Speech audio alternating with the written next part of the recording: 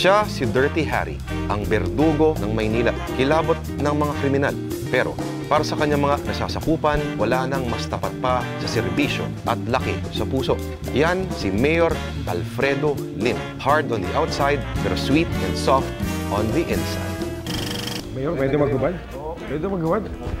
Oo, great. Nakalibad pa rin si Mayor. Okay, sige. Magandang gabi mga kapatid. Welcome na naman sa isang episode ng Wasak. At syempre, kasama natin ngayon ang nag-iisang Mayor Alfredo Sioho Lim ng Maynila. Magandang gabi, Mayor. Magandang gabi sa iyo, Lord, at saka June. Ito ang tunay na...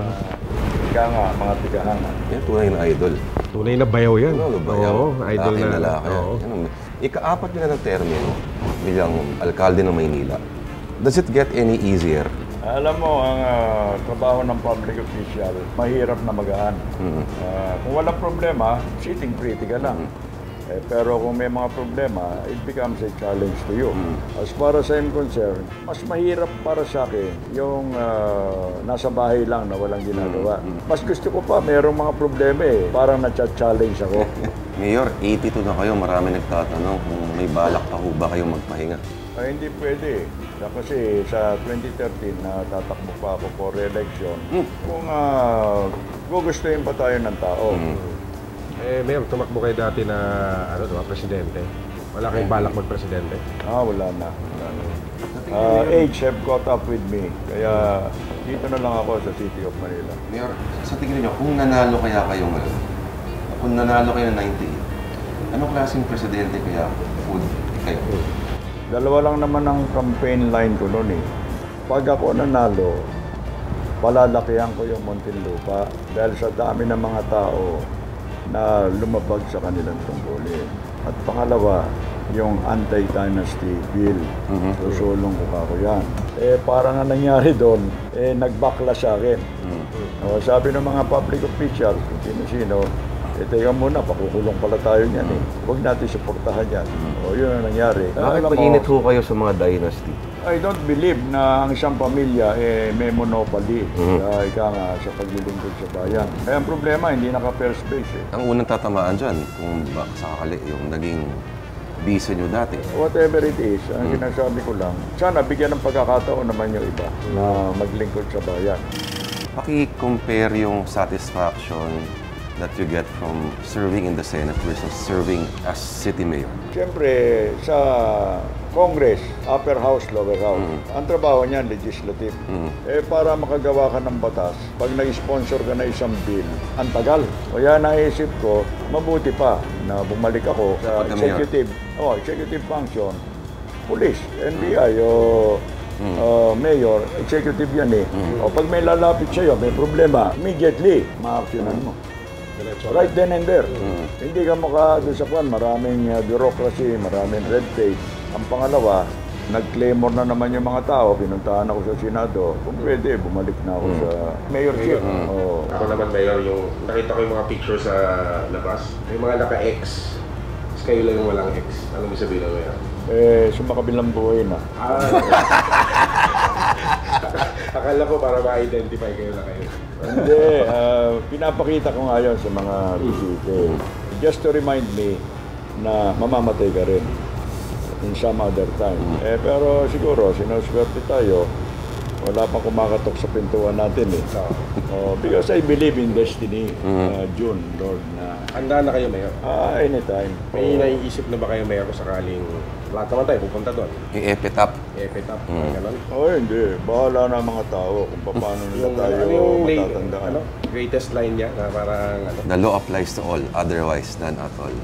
epitaph yung Mayor, pwede yun. Ako nag-umpisa niyan . Ibig sabihin, kung hindi rin lamang ipatutupad ang batas na pantay-pantay, alisin na natin yung batas. Lately, si DILG Secretary Robredo nag-initiate din ng spray painting campaign against suspected drug pushers. Ano masasabi niyo? Alam mo, yung spray painting na inumpisahan namin dito nung first incumbency ko, that was the most successful operation against drug dealer. Dahil nung ginawa namin yon, we were covered by media. Siyempre, mga tao, nung makita ka, naglabasan. Ano yung gagawin? Nakita nila, nilalagyan namin. Beware. In this house lives so and so, who have been arrested and charged for drug offenses. Yun lang naman eh. Alam mo, pag nilagay namin yon, kinagabihan, nag-evacuate eh. Kinabukasan, wala na eh. Tsaka ang tao ngayon, nagkaroon ng lakas ng loob na i-expose kung sino mga drug pushers, drug dealers sa lugar nila. In 6 months time, nalinis ang Maynila eh. Kaya lang, ang problema, mayroong mga do-gooders dyan, binabiolate daw namin yung human rights ng drug pusher. Ba't daw kinukundina namin na why is he convicted without trial? Pwede ka muna, hindi naman namin kinukumbik eh. Sinasabi lang namin, na-arresto ito at patuloy itong nagbebenta ng drug and he has been charged properly. Base ito sa police records. Sinasabi nilang masama yan. Hindi ba kung may mga aso tayo, mabagsik yung aso? Beware of dogs. Hindi malalagay mo, beware of dogs. Para yung dumadaan, mag-ingat. Huwag na papasok doon sa looban mo. Baka mapapalagyan ako ni Mayor. Kagat mo, masakmal nung aso eh. Ibig sabihin, winawarningan mo lang tao. Warning lang, no? Warning. Tsaka sabi mo nun, Mayor, parang mga doktor, abogado, nilalagay trabaho nila sa labas. Di ba? Yan ang ginawa ko rin katwiran eh. Sabi ko sa kanila, hindi ba pag yung doktor, abogado, dentista, arkitekto, inhinyero, pag nakapasa sa board, naglalagay sila ng mga karatula. Ito naman, pinagmamalaki yung hanap buhay nila. Sabi ko, ganon din ang ito eh. Ang prinsipyo dito eh. Total, drug pusher ka. Bakit di mo ipagmalaki na ikaw drug pusher? Ako na naglalagay nga, ikaw drug pusher ka eh. Because I have a record. Hindi naman na, I don't like your face. Lalagyan kita ng kwan. Hindi, based on record yan eh. Ano masama doon?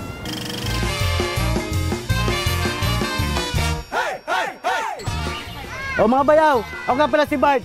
Ngayon, tuturuan ko kayo mag-isang tunay na lalaki dito lang sa Deathly Bart. Deathly Bart! Itong lovebird, bet ko. Kasi kahit maliit ang bird, puno sila ng pagmamahal. Bet sila ng pamangkin ko. Gusto nga sila pakawalan eh. Masarap kaya yan pag magmahal sila.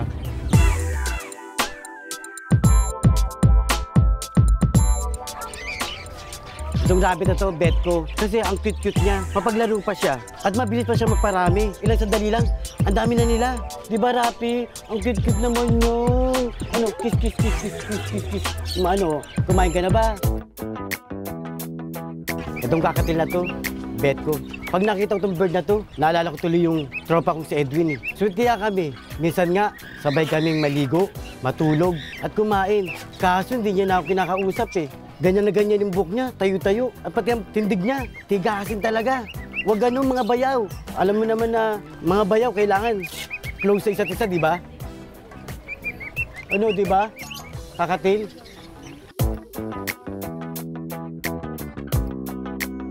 Itong saba na to, bet ko. Kahit maliit siya, puno siya ng sustansya. Katulad ng vitamins, minerals, at calcium. At pagpatigas pa ng buto. Gusto nga nito ng mga bayaw ko eh. Katulad ni Mark, mga ibon, unggoy, rabbit. Surprise ito eh. At yan mga bayaw, yan ang bet na para sa inyo, para kayo magigisang tunay na lalaki. Dito lang sa Bet ni Bart. Bet ni Bart! Hey, hey, hey! Hey, hey, hey! Sino po yung unang nag-ano sa inyo ng Dirty Hand? Alam naman ninyo, medyo matinding dating natin laban sa mga kriminal. Lang kasi ito nanggugulo, gumagawa ng krimen. Katunayan, sino ba yung dalawang suspect? Yung non-rape doon sa 7... yung nang-agaw daw. Nang-agaw daw. 7 years, ha? Tapos, 3 beses ni-rape yun, ha? Dalawa sila. Tapos, ginarote pa. Just imagine yung anguish nun, yung dinanas nun. Kung magulang ka kung anak niyo yun. What would you feel? In-interview ko nga dito eh. Ano sabi niya? Tatawa-tawa pa eh. Ganun? Ko, hindi ka ba nakukonsensya? Hindi daw. Kasi nakursunadahan daw niya yung bata. Sabi ko, teka muna, kinakailangan. Bigyan na action niya. Ang problema nga, siguro, nakukonsensya na rin. Inagaw yung baril ng mga polis. Pinagbabaril ng polis. Iniimbestigahan daw ng human rights eh. Sabi ko, ako man, pinaimbestigahan ko eh. Mayor, tingin mo totoong inagaw yan? Hindi, yun ang report sa akin eh. Okay. Teka. Si Don Pepe nun, parang nakagaw din ng baril, di ba? Hindi, teka. Meron tayo, siyempre lahat ng gagawin natin ayon sa batas. Sir. Okay. Meron provision dyan sa revised penal code. There is a presumption of regularity in the performance of one's duty unless controverted. Wala naman kami nakikita ng testigo na sinasabi, hindi totoo. Haka-haka lang. Okay. Suspicion. Sabi ko, okay, tinatanggap namin yung investigasyon. Investigahan nyo. Pero pag na-discover naman ninyo na tama pala yung sinasabi ng mga pulis, bigyan naman ninyong commendation. Bakit? Ano ba ang gusto mo sa pulis? In the face of gunfire, kakaripas ng takbo. Ganun ba yun? Paano ba nagsimula yung phrase na dalhin sa Tondo? Classic yun eh. Hindi ko maintindihan kung general daw yung nagsalitang yon, kung anong klaseng general yon. Ang talagang sinabi ko doon sa kapatid, dalhin nyo yan sa headquarters para maimbestigahan. Inkomunikado. Huwag niyong papakausap sa mga reporter. Kasi hindi pa tapos yung hostage taking sinabi ko yung kay General Magtibay. Yun ang chief of police Sinabi naman niya sa mga tao niya, dali na ninyo yan sa headquarters. Headquarters sa Tondo. Hindi, sa Manila Police Headquarters, United Nations. Naisip ko, teka muna, ayaw kong pakausap sa media. Headquarters, ang dami-daming media. Kaya sabi ko kay General Magtibay, wag na sa headquarters, maraming media doon Either Precinct 5 o yung presinto sa Tondo. 3 presinto sa Tondo Bakit? Masama bang dalhin sa presinto sa Tondo? Ang testimony niya, sinabi daw, dadalhin sa Tondo. Tinanong, ba't dadalhin sa Tondo? Sinabi, doon daw sinasalvage sira ulo niya. Ano yung sabihin? Yung sinasalvage tula sa Tondo. Kalukuhan naman salita yun. Bibigyan na ng kulay hindi ko maintindihan. Mayor, nagiging very emotional kayo, no? Nung kainitan ng issue na yon, nung sinisisi mga pulis, medyo nagpakita kayo ng emosyon, no? It was not the first time that you actually showed your emotions in public. Ano ba yung mga issues na napipikon ka talaga? Yung pagbibinta ka na isang pulis na gumagawa ng kalabisan o na wala na may ebidensya, tatanungin ko kayong lahat, sino sa kapulisan ang gugustuhin yung pangyayari nyo? Meron ba may gusto na mapatay yung mga hostages? Palagay ko wala. Ang iniisip nga kung paano marirescue yung hostages nangyari yon. Sa hindi inaasahang pangyayari, bakit babagsakan mo ng sisi yung pulis? Darating ang pagkakataon, hindi na re-respond yan. Yun na nga naging usapan Sabi ng mga pulis, teka muna, ganyan pala. Pag re-responde pala tayo at nagkaroon ng disgrasya, tayo ang bubweltahan. Nangyari na nga Sige ibigay ko kayo ng example. Yung sa state, yung nangyari several years back, hindi ba merong religious group doon? Texas. Waco sa Texas. Waco, Texas. Okay. Hinostage yung mga bata, hindi ba? Ito, mga FBI ito mga local police forces tsaka US Tobacco and firearms agents. Nagkaroon ng barilan. Inassault nila. Sa pag-assault, nasunog pa yung bodega. Ilan na namatay doon? Ang dami. 100 yata Meron ba investigasyon? Wala. Paano alam ng mga tao? Yung mga tao gusto lang mahuli yung mga hostage o Russia. Siguro nabasa nyo, hinostage yung cheater. Naisip ng mga pulis, lagyan nga natin ng poison gas, yung air conditioner para makatulog yung hostage taker. Sumobra pala yung na ilagay nila ilan ang namatay? Mga 300. Inimbestigahan ba yung mga pulis? Ang hirap yun. Hindi nakakaintindi ng trabaho ng pulis. Kundi na kagad, pag ganyan ang ganyan, kaya I was emotionally involved. Pag nanganib ang buhay niyo, wala na re-responde. Yung ba gusto niyo.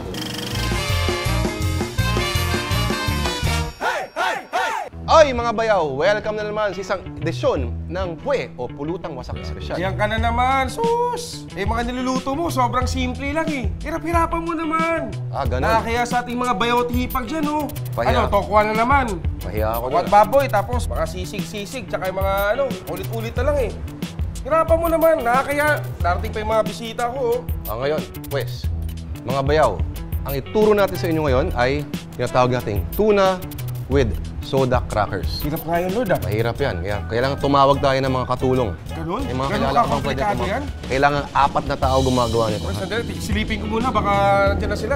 Ayabang nito, kala mo naman. Lord, dito na yung hipag ni Orestes. Mga bayaw, kailangan natin ng 2 lata ng tuna. Buksan mo ngayon. Parang mahirap nga yan, Lord, Don't try this at home. Itong recipe na to, napag-aralan ko pa sa Francia. Ito yung mga technique na ginagamit nila Escoffier at Marco Pierre White at si Gordon Ramsay. Ito 4-star Michelin star recipe, mga bayaw. Sino member mo pinagsasabi mo, Lord? Yung tuna, yung laman ng tuna, ilalagay natin sa bowl. Pero dapat dahan-dahan lang.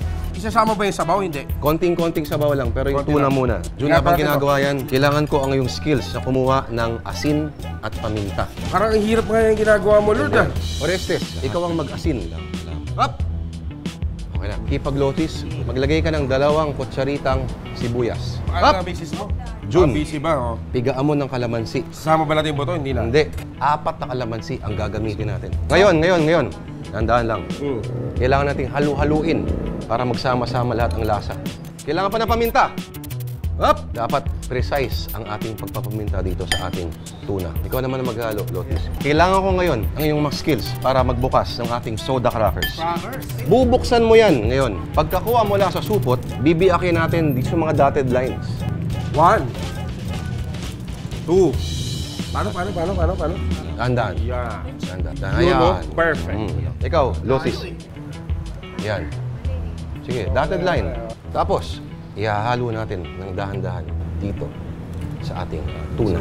Lagay, dahan-dahan. Lagay mo na. Hindi, dahan-dahan, sabi mo eh. Hindi, konting paspas pa. Yan. Yan. Tapos, dahan-dahan nating hahalu-haluin ulit yan. At ilipat natin siya sa magandang plato. Pakitulak yung plato sa harap. Tulak eh. At ihuhulog na natin siya. Saan mo naman natutunan yan? Pinag-aralan ko pa to sa Paris. Sa Paris? Sa Les Escoffier Institute. Kailangan natin ng matinding dahon ng sibuyas. Yan. Oh. Plating. Plating lang pala pag-uusapan. Haluan pa natin ng crackers sa gilid, kalamansi sa gilid. Ganda niyan, Lord, ah. Oh, ayan mga bayaw, ah. Ito ang tinatawag na Tuna with soda crackers. Isang gourmet dish na galing pa sa Pransya. dito lamang yan sa Pulutang wasak espesyal o Uwe.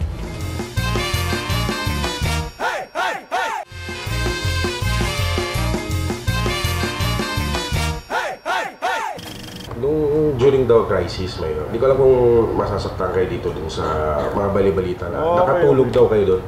Nakatulog daw kayo. Kasi nungalingan yan, that's a dirty lie. Hirap mo sa akin kung sino yung nagsasabi niyan. Simula na mangyari yun nandun ako sa TV. Sa opisina ko hindi na nga ako nakakain ng tanghali ang problema, hindi naman nire-report sa akin what's going on. Hindi, nandito kami noon Department Heads Meeting, Monday yun Si Colonel Gutierrez, ngayon Chief of Police, nandun. Mga 10 o past 10. Tumayo, lumapit dito. Sabi, sir, may hostage situation sa Luneta. May mga Hong Kong, no, Korean pa ang sinabi niya na na-hostage. Inside the bus, nandun daw sa Luneta. Ang sagot ko, saan naroon si General Magtibay? Sabi niya, nandun na ho sa scene. Sino ba ang hostage negotiator? Colonel Yebro daw. Sabi ko, okay, sabihin mo kay General Magtibay, pumunta ka na ron ha. Huwag ipapakiusap kahit na kaninong media. Dahil makagugulo yun At wala pwedeng makialam dyan, kahit sino, kahit mayor, kahit congressman. Dahil yun ang patakaran sa hostage negotiation Ang mag-decide lang yung hostage negotiator and the chief of police. Sinabi ko doon sa mga tao dito, kayo yung miyembro ng ating council dyan, huwag kayo aalis sa opisina kasi may hostage situation. Mga doktor, handa nyo yung mga ambulansya, tao nyo, baka sakaling may mangyari dyan. Fire department, pagpadala ka ng fire engine doon. O yung mga taong kakailanganin, alert kayo. O nanonood na ako ng word. Ng news sa TV. Nakalimutan ko kumain Kaya ang problema, magmula nung nagbigay ako ng order, wala ako natatanggap na report. Kahit isa. Kaya pumunta ako doon. Ako kumuha ng hostage negotiation. 1 month sa Quantico, Virginia, FBI Academy. Ang tinuturo sa amin doon, pagdating sa hostage situation, walang pwedeng makialam. Mayor, police commissioner, o sino pa. Exclusively under the command responsibility of the hostage negotiator and the chief of police. Kahit media, hindi pwedeng makialam. Kailangan nandun lang kayo sa isang lugar. Ipipid lang kayo kung anong development. Alam ko yun Tapos sinasabi nila, nakikialam. Anong pakikialam ko? Sinabi ko lang na yung kapatid nung galing ito si Yebra doon sa bus. Di ba merong mga pinakitang sulat galing kay Ombudsman Gutierrez? Ang reklamo nila kasi, tinismiss sila ng walang due process. Na nag-file daw ng motion for reconsideration, ba't in-implement kagad? Yun ang reklamo Sabi naman ni Ombudsman Gutierrez, sige, i-reinvestigate and rest assured that you will be given fairness and justice. Nung mabasa yon, nung Captain Mendoza, sabi niya, hindi, basura ito. Hindi ito hinihingi namin. Gusto namin immediate reinstatement. Sinoli uli kay Colonel Yebra. Kasama ni Yebra yung kapatid yung Gregorio Mendoza. Nung paalis na sila sa bus, pabalik na doon sa Luneta Detachment, pinaputukan sila nung Captain Mendoza. O kaya, nung malaman ni Colonel Yebra na pinaputukan siya, pagdating doon sa outpost, pumasok dito sa harapan. Yung kwartong kinalalagyan namin, ganyan Pagbuka na ni Yebra, sabi niya, Sir, i-charge ko ito as accessory dahil kasama siya dito sa hostage taking. Tinitignan ko yung kapatid. Papa, medyo nabigla siya dahil sa charge Tapos yung mata, alam mo na, kumakaliwa, kumakanan. Sabi ko, teka muna. Baka mamaya mang-agaw to ng baril Polis talaga si Mayor. Kaya sabi ko, iposas nga yan. Ang problema, walang may posas puro mga opisyal lang nandun Tapos, sabi ngayon ni Colonel Yebra, nakaupo na yung Gregorio, pero restless Sabi sa kay General Magtibay, Sir, pwede ba tayong mag-usap lang doon sa kabila? Sabi ni Yebra, Sir, para matapos nito, pwede ba mag-issue na tayo ng restatement order? Sinabi ko nga teka muna, baka dangerous precedent yan. Lahat na ng pulis nagagawa ng krimen, mang-hostage para siya ma-reinstate. Hindi pwede yun. You will be committing a crime or a violation of the law so that you will be reinstated. Sabi no, General, kukonsulta niya upstairs. Kaya nung pagbalik namin, pumasok na naman yung isang opisyal dito. Dala-dala yung posas. Sir, ito na ang posas. Tinitignan ko yung Gregorio, mukhang kalmado na. Sabi ko, wag na. Hindi ko nga pinaposas Sinabi ko, dali na lang nyo sa headquarters. Anong kasalanan ko? Yung hindi nakakaintindi ng police force, maaaring ganun. Mayor, may pa na maaaring palit ulo daw. Anong palit ulo? Sinasabi nila. Palit ulo. I-hold niyo yung kapatid para gano'n, ba? Kumbaga, ang mangyayari niyan, baka wala may mga hostage, papakawala namin utol mo. Hindi naman inuhuli yung utol. Pinaiimbestigahan ko anong partisipasyon niya dahil sabi ni Yebra, kakarguhan niya. At saka nakakaintindi ng police force, sinabi, pinapa-aresto ko daw. Mga tanga sila. Iba yung pag-aresto, iba yung pinapoposas at paiimbestigahan. Hindi naman intindihan yung lingwahe ng polis, no? Hindi ako pwedeng magpa-aresto dahil wala ako doon sa bus. Hindi nyo ba namimiss yung pagpupulis? Kumbaga yung pagpatrol-patrol, yung mga bata kayo. Hindi ba nakakamiss yung ganun Mas, kung experience? pamimiliin mo ko, mas gusto ko yung pulis ako. Kasi enforcer ka Ikaw ang umaaresto sa tao. Alam mo, may feeling of satisfaction dun na yung inaaresto mo, matapos ninyong hanapin, yung kasiyahan ng pamilya, pagpalay, nung napatay, o yung na-hold up, na yung margabyado sa kanila, nahuli mo na.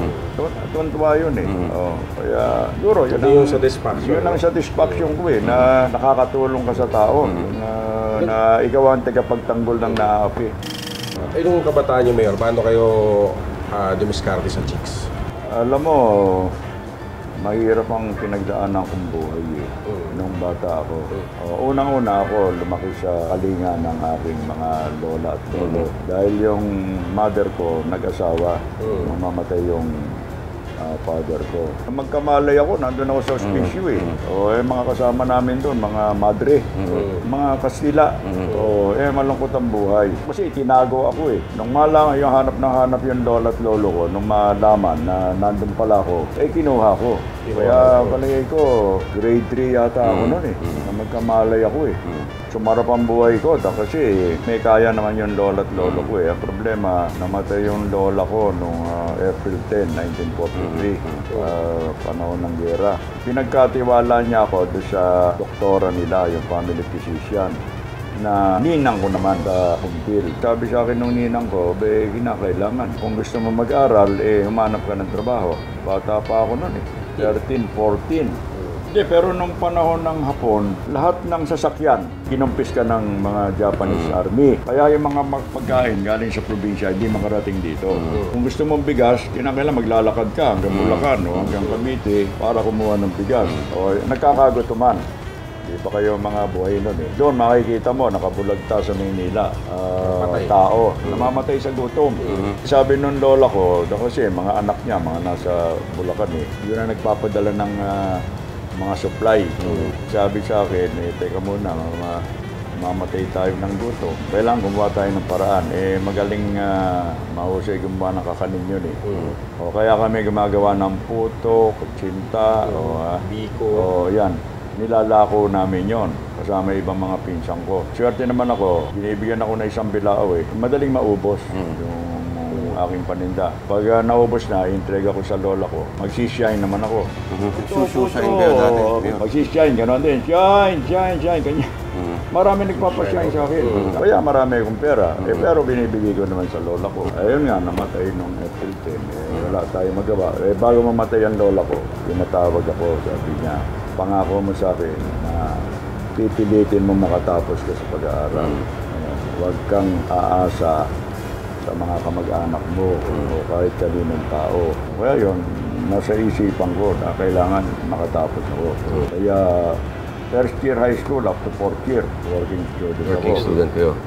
Nagkonduktor ako. Ang biyahe, Divisoria, Quiapo, Santa Cruz, Blumentritt. Hirap din. Pero mo, konduktor ka. At the age of 15, nisigaw ka. Quiapo, Divisoria, Soria, Cruz, ganyan. O nagtinda pa ako ng saging. Tapos, nag-security guard ako. Watchman. Hindi nyo alam. Nung college na ako. Kasi nga, gusto College na kayo nun? Oo, gusto ko makatapos eh. Teka, Mayor, all throughout ba nasa isip nyo na magiging police kayo? May ambisyon kayo na? Nung high school kasi ko, mahilig ako magbasa ng mga police stories. Sabi ko, maganda pala yung trabaho ng pulis. Siyang defender, protector ng mga taong naapi. Kaya naisip ko, magpupulis nga ako paglaki ko. Nung maging pulis ako, iniisip ko, para masenso ako sa pulis. Kumuha naman ako ng abogasya. Nag-bar mo ba kayo? Oo, nag-bar ako, walang review. Ba't nakapasa ako? Mayor, somebody up there. during yung time na yon, Mayor, naawa sa akin. yung high school ka, college ka, hindi kayo nagka-girlfriend doon? No time for love talaga? Hindi ko inaasikaso yung girlfriend noon. Hirap na hirap ako eh. Hindi ako nakatakim ng junior-senior prom eh. Ganun? Wala.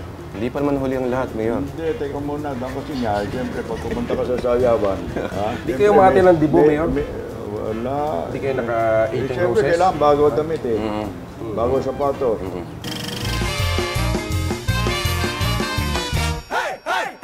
Nakaka-4 na termino na si Alfredo Lim bilang alkalde ng Maynila. Nako, bakit kaya siya hindi matibag-tibag? Nako, ano kaya ang kanyang sikreto? Ito ang top 5 reasons kung bakit hindi matalo-talo si Mayor Lim sa syudad ng Maynila.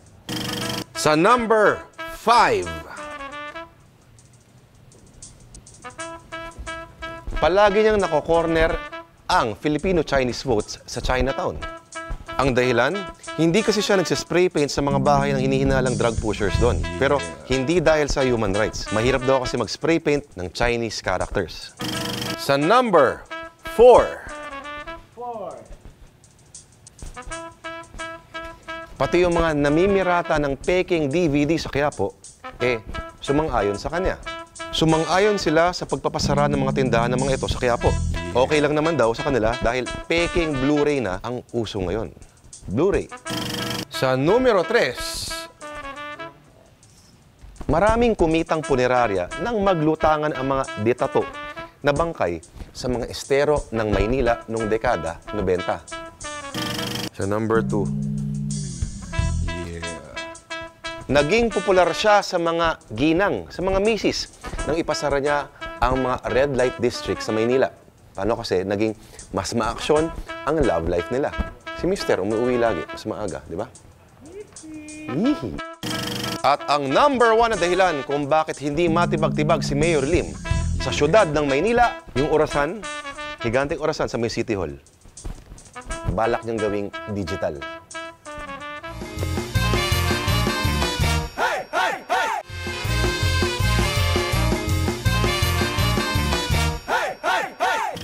Mayor, anong masasabi nyo na may tendency ang popular na kultura na i-glorify? Kunyari, asyong salongga, mga ganun. Parang naro-romanticize yung elemento ng krimen.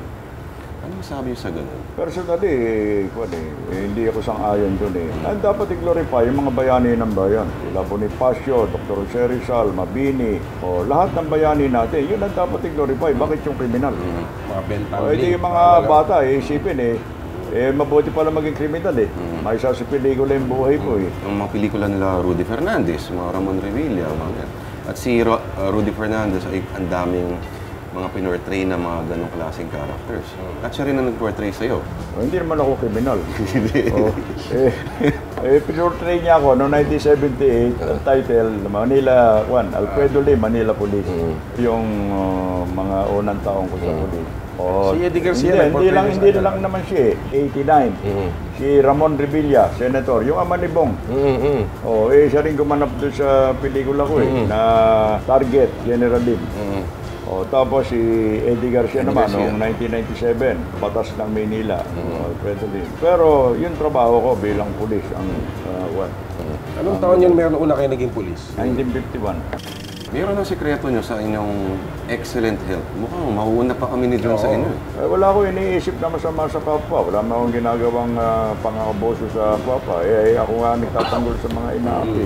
Kasi yung nagturo sa akin ng lola at lolo ko Sabi sa akin na paglaki mo huwag ka namimirhisyo sa mga tao.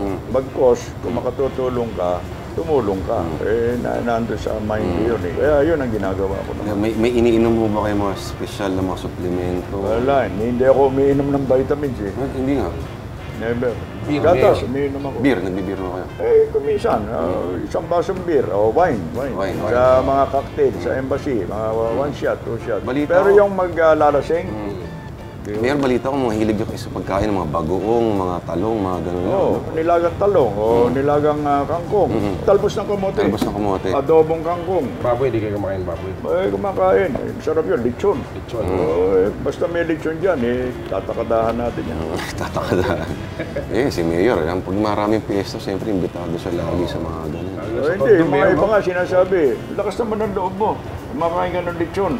Masarap Exercise, so kapag exercise po ba? Oo, yan, hindi ko kinakalimutan. Igising ako ng 5 a.m., maghihilamos, exercise na. Little bit of jogging, o calisthenics, o konting dumbbell, barbell, yung mga light weights.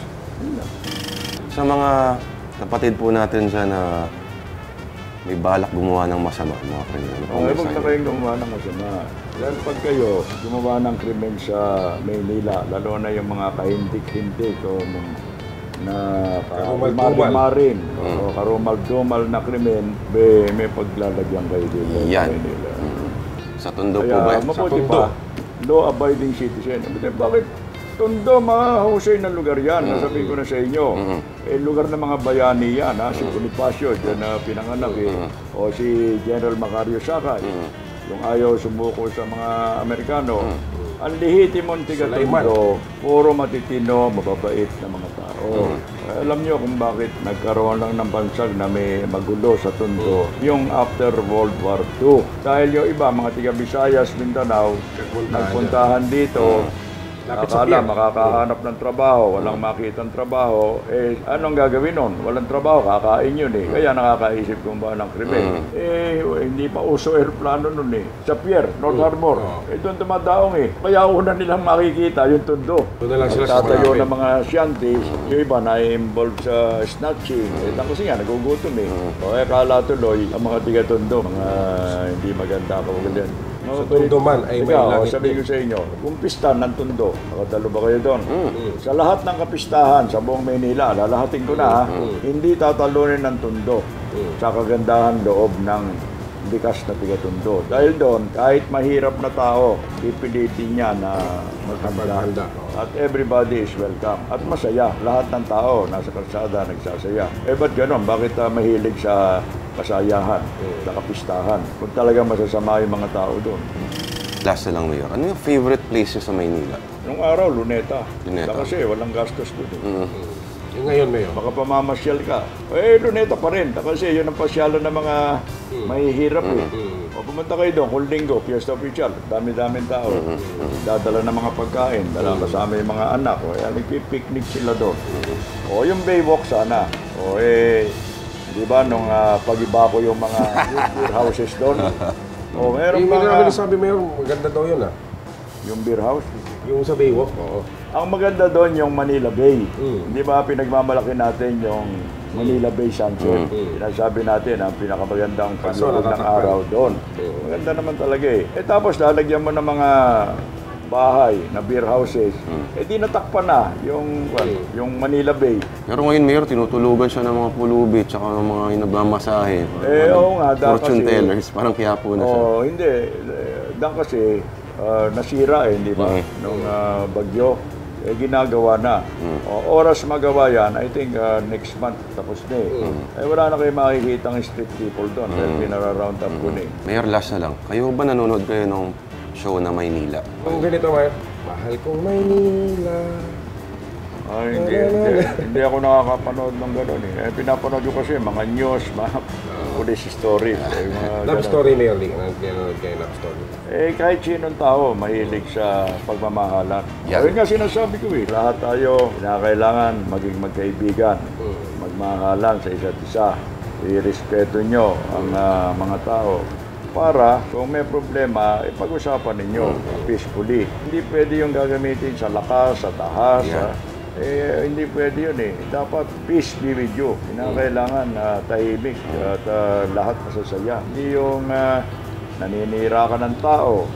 Wala ka iniisip kung paano sisirain ang pangalan ng isang tao. Anong klaseng pamumuhay yun?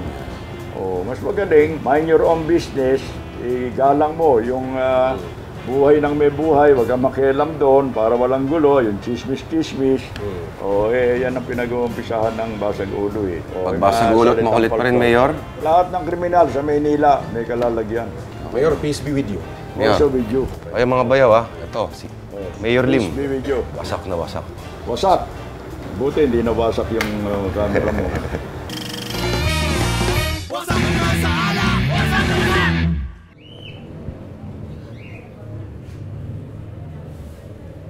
Tol, body shot ka naman na oh. Ayoko, Tol. Body shot lang naman eh, isa lang eh. Alam mo naman, pagka tequila, syempre mas okay pag body shot. Pare, hindi ako chicks, men. Sige no. Lalaki ako. Hindi lang yun. Kumpare mo ako. Yun nga eh.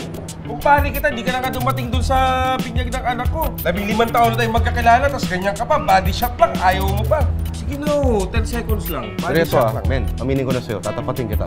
Kung pwede lang, magpapa-body shot ako sa'yo. Pero totoo, may kiliti ako sa liig. Ganon? Mga bayaw. May mga bayawan na natin eh. Ayun. Mga bayaw, welcome na naman sa isang episode ng Tamang Toma. Ngayong gabi, tuturuan namin kayo ng isa na namang paraan ng pag-inom ng tequila na hindi kailangan gumamit ng balat o asin ng sinuman. Ito tinatawag nating tequila slammer. Tequila slammer? Slammer. Okay, sige nga, patingin nga yan. Simpleng-simple lang. Kailangan lang natin ay tequila, syempre. Half ounce lang mo. Half ounce. At mga bayaw, clear soda. Halo-halo natin, halo-halo. Ngayon, Tol, ito tamang pag-inom niyan. Buhos natin sa shot glass. Bago mo inumin, kailangan mo takpan. Okay. Takpan mo, tapos isa-slam mo sa table para bumula. Okay, sige, paano Yes nga? mo? Sampulan mo nga. Ayan, oh. Yun. Shot. Parang okay yan ah. Sige, Wow. pwede ba ako sumubok yan?